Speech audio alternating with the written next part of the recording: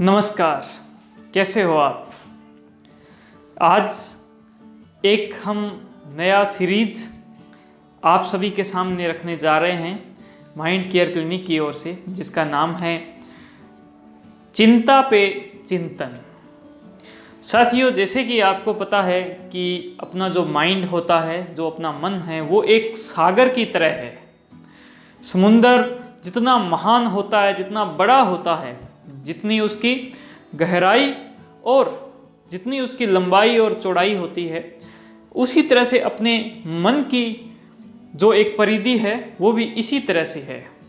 और इसके अंदर एक बहुत बड़ा हिस्सा कवर करता है हमारे मन की स्थिति पर, जो कि ठीक हो सकती है, अच्छी बुरी किस प्रकार से हो सकती है। उसी के अंदर से एक स्थिति निकल के आती है जिसको हम बोलते हैं चिंता, और इंग्लिश में उसको कहते हैं एंजाइटी या एंजाइटी डिसऑर्डर।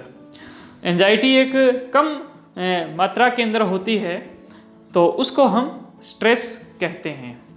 तो इसी के ऊपर शॉर्ट वीडियो के द्वारा आप सभी तक एक जानकारियाँ पहुँचाने का एक जरिया ये सीरीज़ रहेगी, जिसका नाम रहेगा चिंता पे चिंतन। साथियों, इस सीरीज़ के अंतर्गत हम छोटे शब्दों के अंदर बात करेंगे।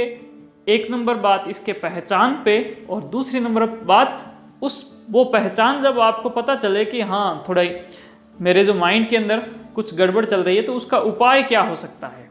तो मैं बात शुरू करता हूँ कि चिंता की एक खास पहचान होती है।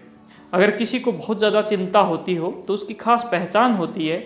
वो कुछ इस प्रकार से कि जैसे अपना जो मन है, अपना जो माइंड है, अगर वो माइंड उदासी में चला जाता है, जिसको डिप्रेशन कहते हैं, उसमें अगर ज़्यादा है, तो वो पुरानी चीज़ों के बारे में बहुत ज़्यादा सोचता है कि पहले मैं इस प्रकार से था, पहले की चीज़ें ये थी, मैं तो हमेशा से ही जो है मैं पीछे रहा हूँ, मेरे से कुछ होता नहीं है। वो अपने बारे में नेगेटिव चीज़ करेगा, पुरानी चीज़ों के बारे में, यानी कि उसकी ज़िंदगी पास्ट में चलेगी।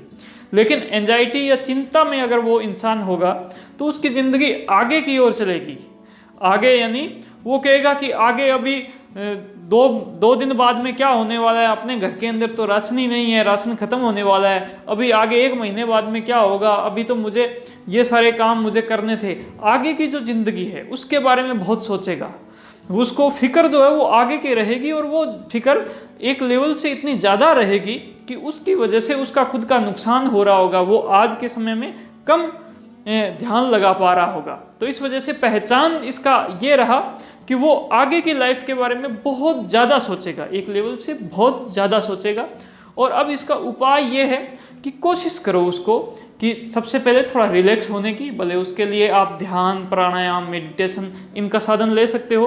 उसके बाद में कोशिश करो कि उसका ध्यान अभी के टाइम के अंदर रहे, अभी जो वो काम कर रहा है उसमें रहे।